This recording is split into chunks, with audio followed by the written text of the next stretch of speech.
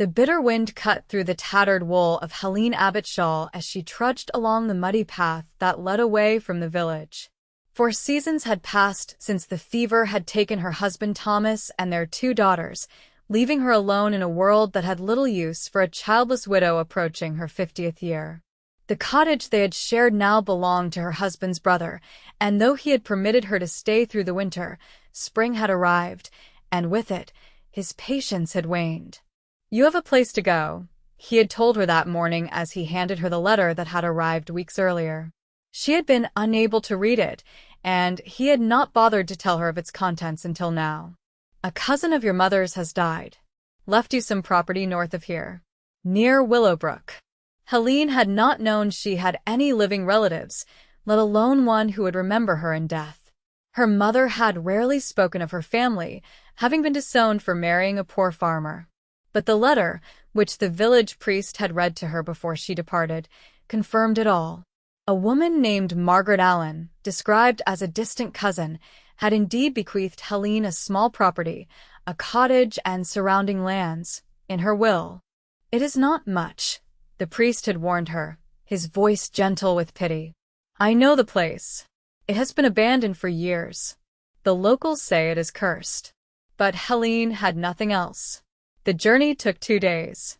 She slept beneath the stars, clutching her small bundle of possessions to her chest. As she crested the final hill and looked down upon what was now hers, her heart sank.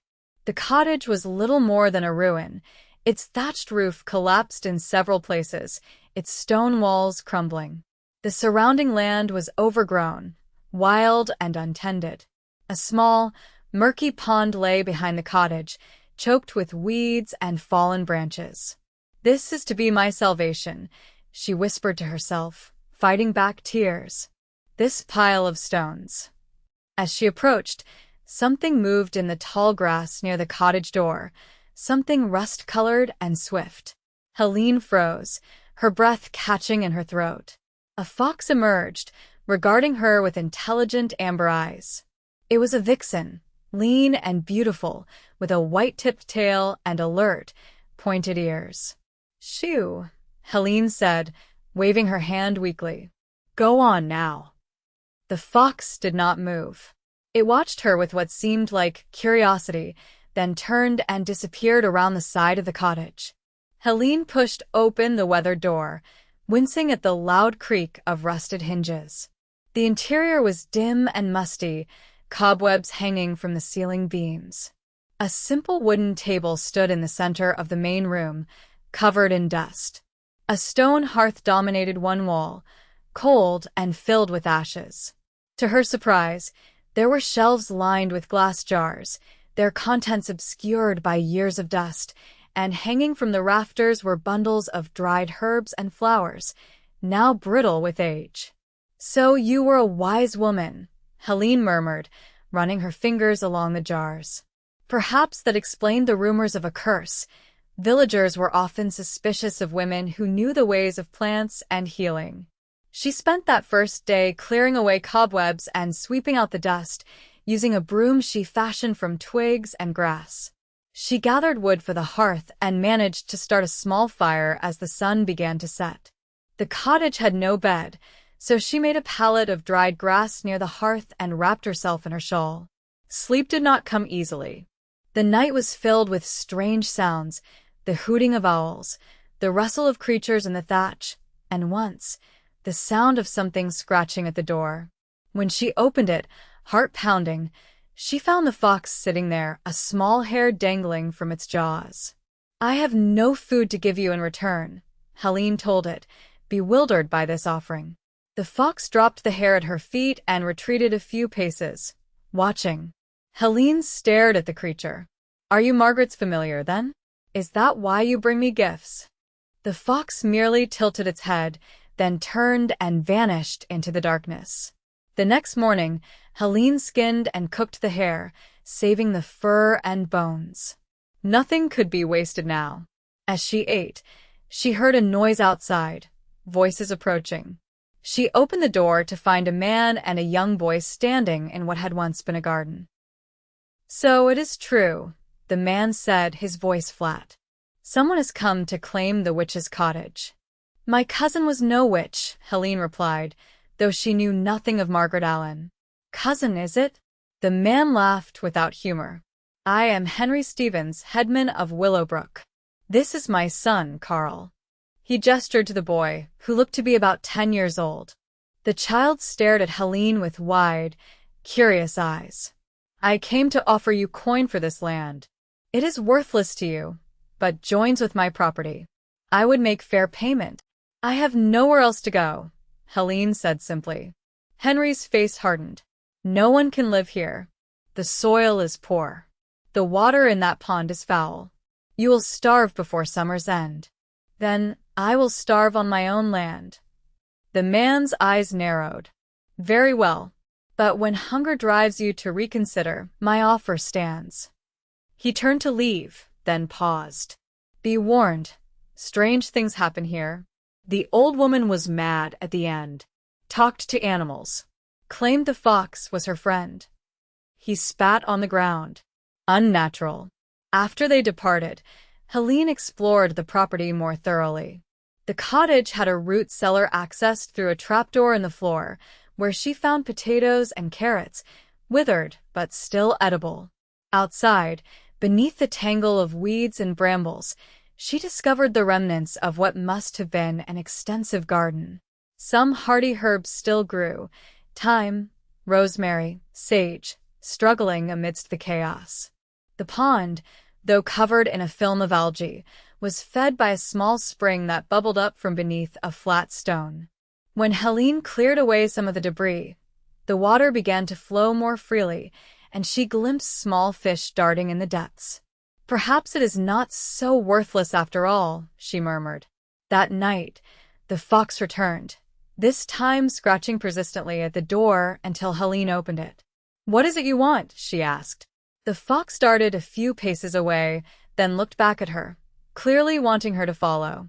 Curious, Helene grabbed a makeshift torch from the fire and followed the creature into the moonlit garden. The fox led her to a spot near an ancient oak tree, where it began to dig frantically in the soil. Have you buried something there? Helene asked, approaching cautiously. The fox continued to dig until its paws uncovered something that gleamed in the torchlight. Helene knelt and brushed away the dirt to reveal a small metal box, green with verdigris. It was locked, but when she brought it back to the cottage and examined it more closely, she found the key hanging on a cord around the neck of a small wooden figure on the mantelpiece, a carving of a fox. Inside the box was a journal, its leather cover cracked with age, and a small drawstring pouch. The journal was written in a cramped, spidery hand, and Helene, who had never learned her letters properly, could make out only a few words. The pouch, however, contained seeds, dozens of them, carefully wrapped in scraps of linen, each labeled with symbols she did not recognize. Seeds, she whispered, running her fingers through them. A garden's beginning. The next day, she began to clear the overgrown land around the cottage, uprooting weeds and turning the soil with a rusty hoe she found in a small shed. It was backbreaking work for a woman of her years, but there was purpose in it, and purpose was something she had lacked since the fever took her family. The fox watched from the edge of the clearing, occasionally bringing small offerings, a rabbit, a clutch of eggs from some unsuspecting bird's nest.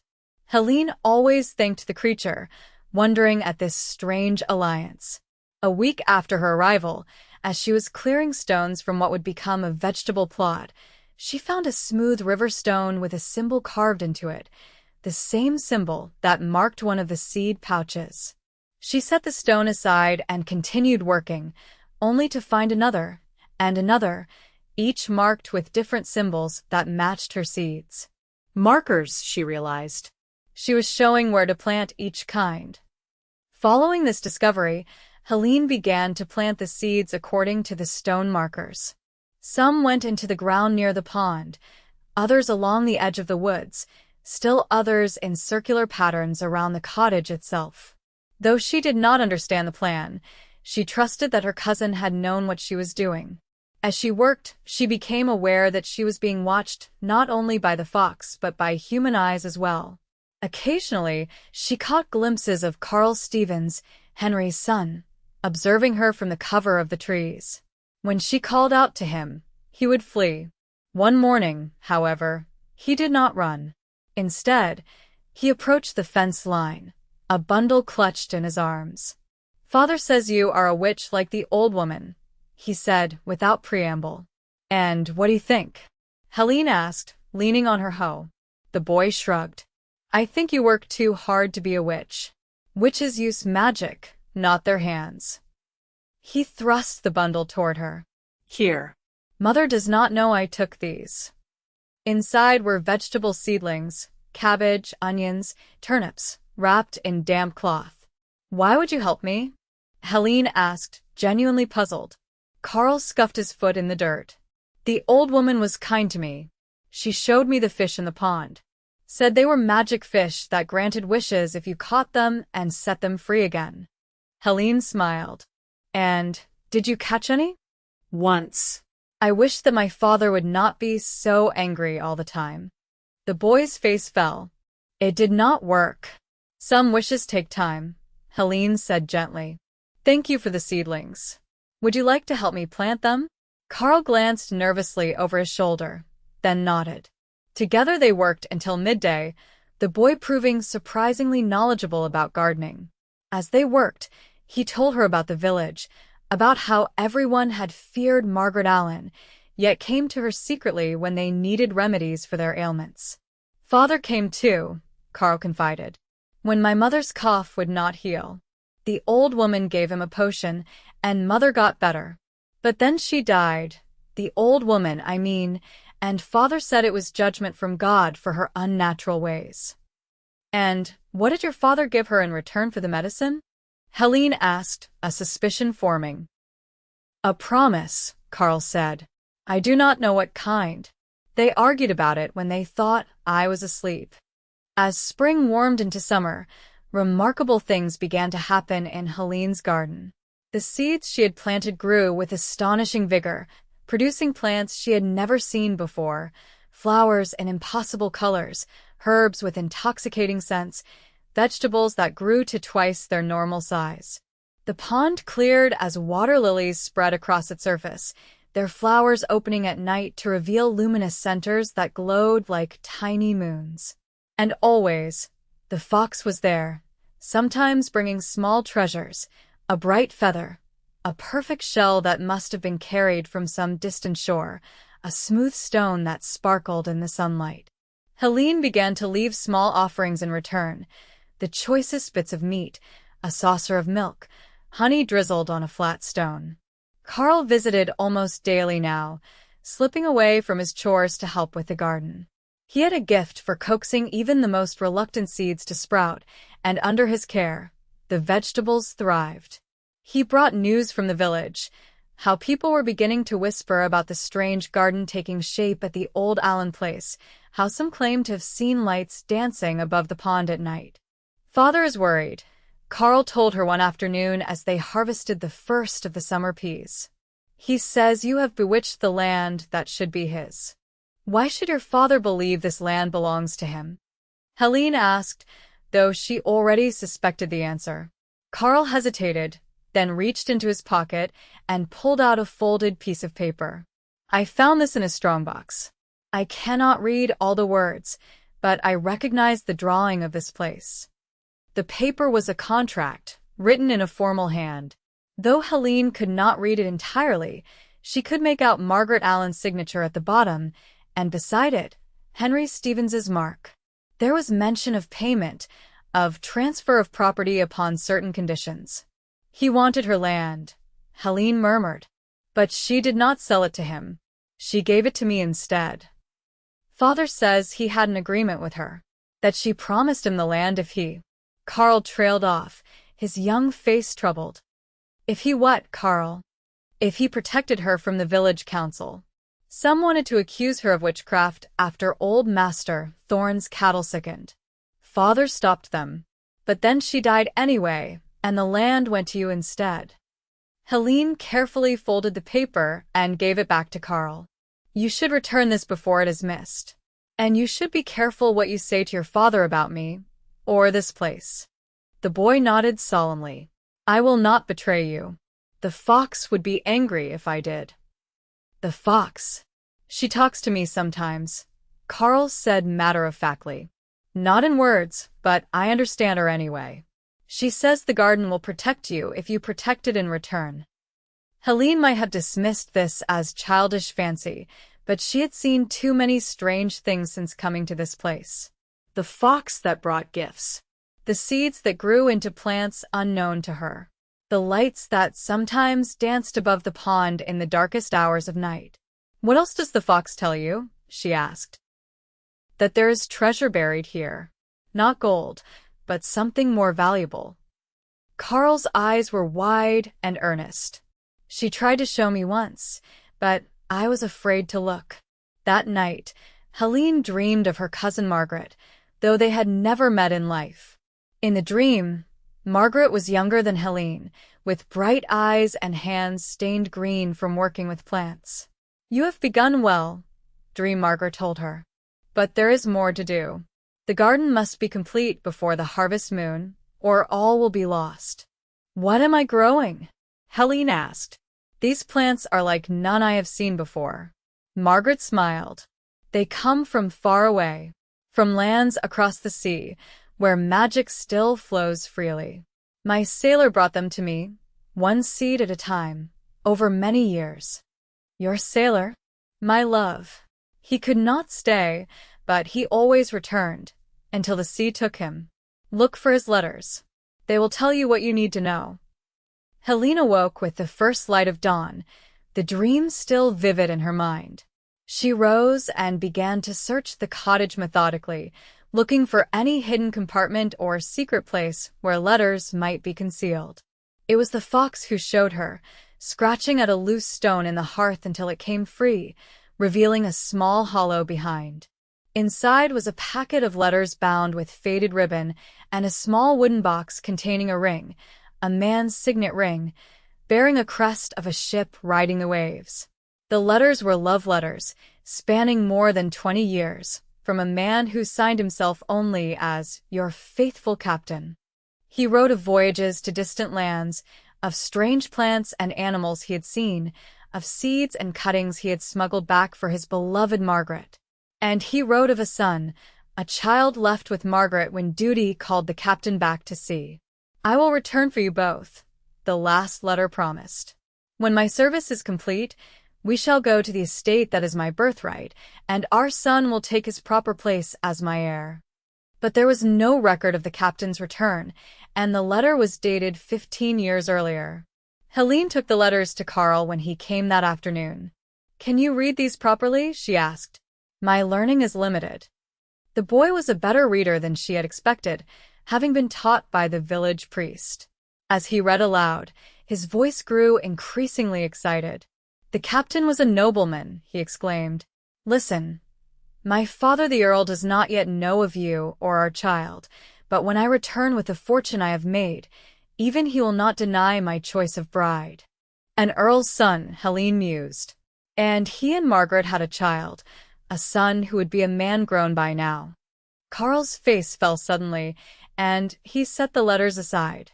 "My father says the old woman was never married, that she was impure." Helene understood then. The whispers about Margaret, the suspicion, the accusations of witchcraft, all to discredit a woman who had borne a child out of wedlock, but a child whose father was of noble blood. "Carl," she said gently, "how old are you?" 12 summers, he replied. "And your mother, when did she come to the village?" The boy's brow furrowed. "I do not remember her coming. She was always here." "Is she much like your father?" Carl shook his head slowly. "No. Father is loud and angry. Mother is quiet. She has fair hair like mine. Father's is dark." "And the old woman, Margaret, how did she treat you when you visited her?" "She called me little one," Carl said, his voice soft with remembrance. "She showed me the herbs and taught me their names. And sometimes—" He hesitated. "Sometimes what?" "Sometimes she would just hold my hand and cry. I did not understand why. It made me sad to see her sad. Helene's heart ached with sudden understanding. Carl, I think you should bring your mother to visit me. Soon. There are things she should know. The boy nodded, his young face solemn. I will try. But father does not like her to go out alone. Then we must be clever, Helene said. Tell her to come when your father goes to market on Saturday. I will be waiting. As the summer progressed, the garden flourished beyond all natural expectation. Word spread through the surrounding villages of the miraculous plants growing at the old Allen place, flowers that bloomed in perfect spirals of color, vegetables of extraordinary size and flavor, herbs that could heal wounds overnight. People began to come, tentatively at first, then in greater numbers, seeking cuttings, seeds, advice for their own gardens. Helene gave freely, but always kept back some of the rarest specimens, following the instructions in Margaret's journal, which Carl was slowly translating for her. The garden, she had learned, was more than a collection of plants. It was a pattern, a design with purpose. The stones with symbols marked ley lines, ancient paths of power that crisscrossed the land. The garden channeled that power, focusing it, strengthening it. For protection, Carl read from the journal. When the pattern is complete, no harm can come to those who dwell within its bounds. Henry Stevens watched these developments with growing anger. He came to the cottage one evening, his face flushed with drink. You have turned the village against me, he accused, swaying slightly on his feet. They whisper that you have magic in your garden, that you are blessed while I am cursed. I have done nothing to you, Helene replied calmly. I only tend what was left to me. It should have been mine, Henry shouted. She promised it to me in exchange for my silence. Silence about what? Henry's face contorted. About the child. Her bastard. I took him in when no one else would. Claimed him as my own to spare her reputation. You took Margaret's son, Helene said softly. But not out of kindness. What did you really want from her? What was rightfully mine? Henry's control snapped. The treasure. She told me there was treasure buried on this land. Gold from her sea captain. I searched for years, but found nothing. She laughed at me, said it was hidden where I would never find it. So you threatened to expose her son's true parentage if she did not give you the land. It was a fair exchange, Henry insisted.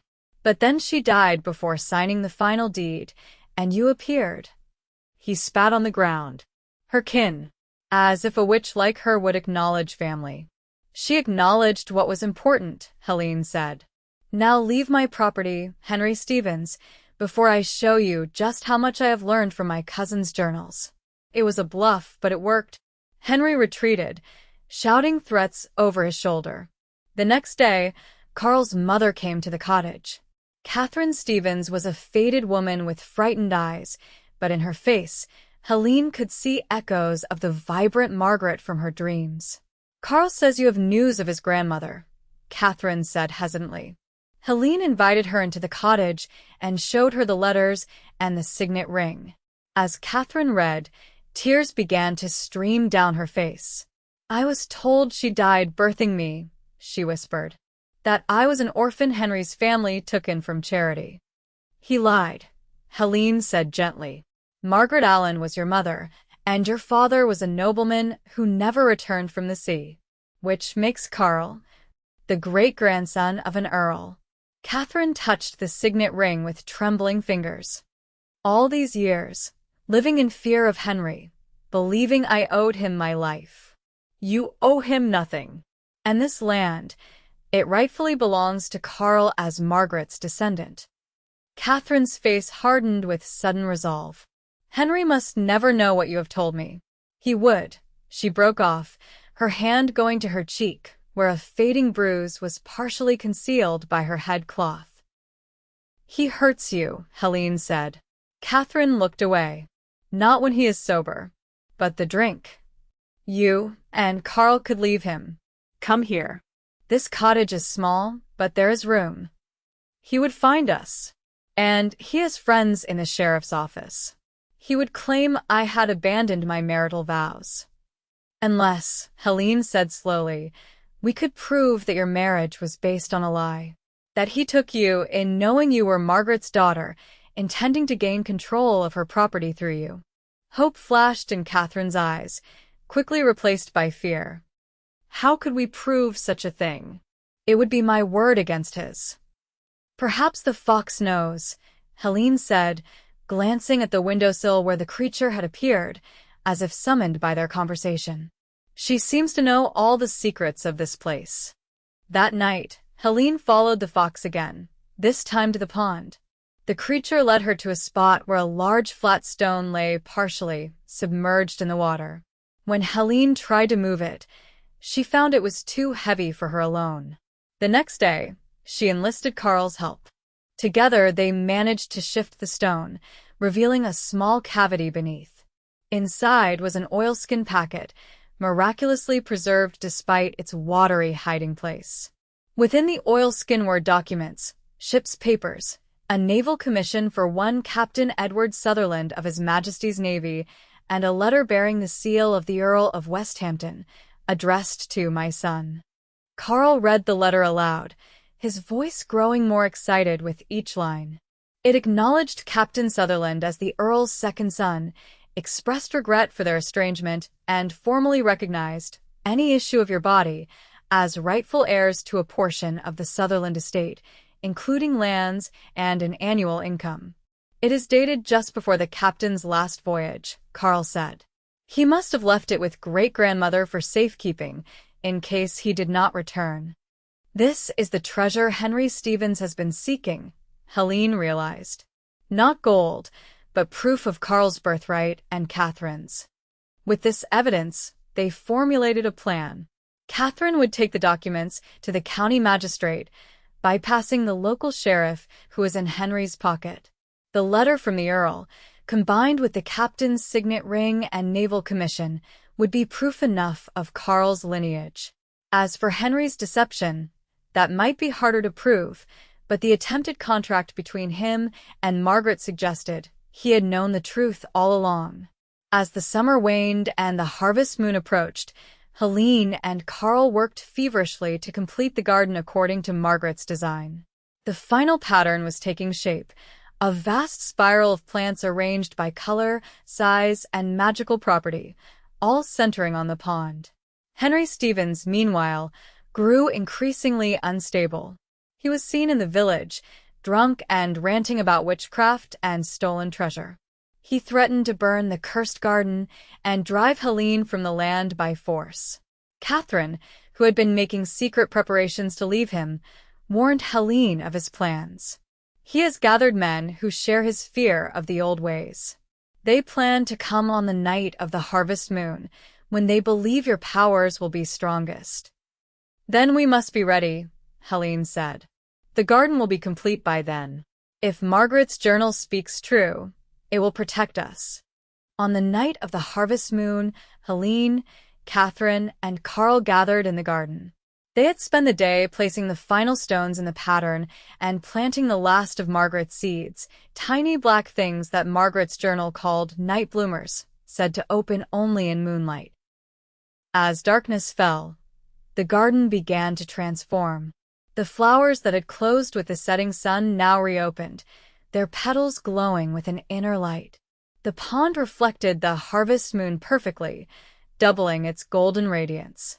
And all around them, the night bloomers emerged from the soil, unfurling midnight blue petals that shimmered with points of light like stars.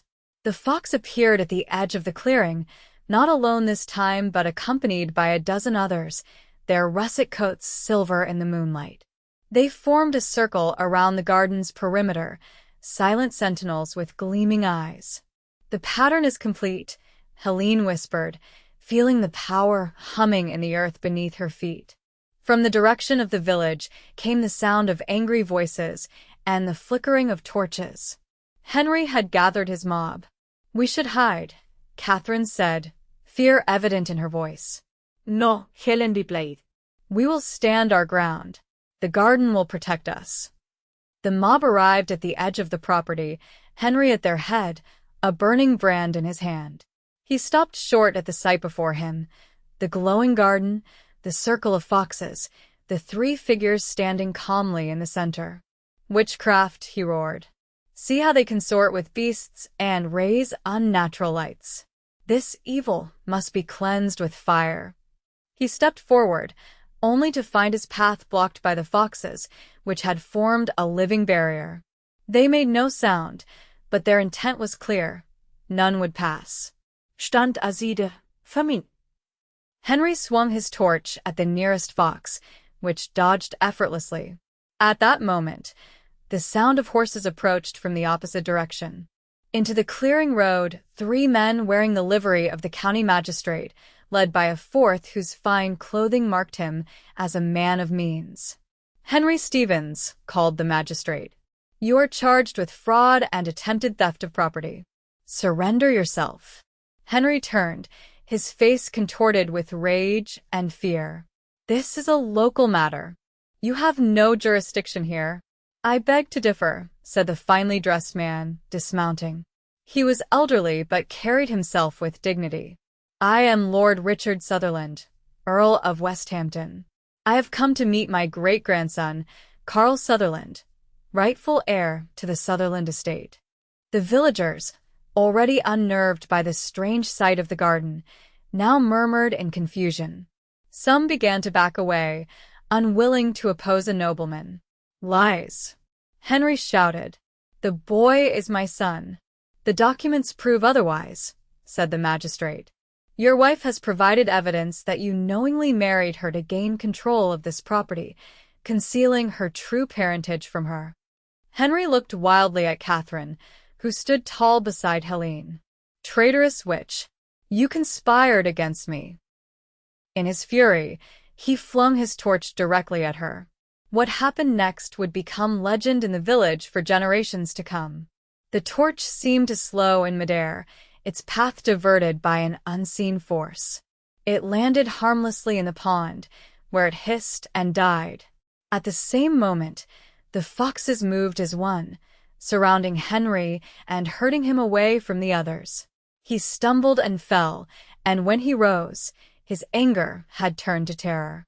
"Keep them away from me," he pleaded. "Call off your beasts." "They are not mine to command," Helene said. "But I think they will not harm you if you leave peacefully." The magistrate's men took Henry into custody, binding his hands. The Earl approached Carl and Catherine, his lined face softening with emotion. "You have your father's eyes," he told Catherine. "I see my son in you." The villagers, witnessing these events, began to disperse, their fear of witchcraft forgotten in the face of more mundane but equally compelling drama, a nobleman claiming his kin, a cruel husband exposed, justice being served. In the days that followed, the truth emerged about Margaret Allen and her garden. She had not been a witch, but a skilled herbalist and botanist whose sailor love had brought her rare plants from around the world.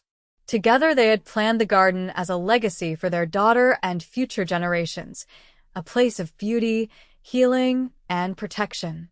The Earl, who had spent years searching for his lost son's child after finding the captain's journals after his death at sea, offered Catherine and Carl a place in his household. But to everyone's surprise, they chose to remain at the cottage with Helene. "This is our true inheritance," Catherine explained. "Not just land or money, but knowledge. The garden must be tended and its secrets preserved." The Earl understood, but insisted on providing for them nonetheless. The cottage was rebuilt and expanded, and Catherine was formally recognized as Captain Sutherland's daughter, entitled to a portion of the family fortune. As for Helene, she found in Catherine and Carl the family she had lost to fever. Together they tended the miraculous garden, which soon became known throughout the county as a place of wonder and healing. People came from far and wide to see the flowers that glowed in moonlight, to seek remedies for their ailments, and to hear the story of how a peasant woman befriended a wild fox and created the most beautiful garden in the kingdom. And the fox remained, often seen sunning herself on the cottage step or leading Carl on expeditions through the woods. Some said she was Margaret's spirit, watching over her family. Others claimed she was a fairy creature, drawn to the magic in the garden. Helene never tried to explain the fox's presence or its seeming intelligence. Some mysteries, she believed, were meant to remain mysteries. But on quiet evenings, when the garden glowed with its inner light and the night bloomers opened their star-flecked petals to the moon, Helene would sit beside the pond with the fox at her side and feel the presence of those who had come before: Margaret, her sea captain, all those who had loved this land and understood its power. "We protected your garden," she would whisper to the night air, "and in turn it protected us." And sometimes, just sometimes, the breeze would seem to whisper back, as it always will,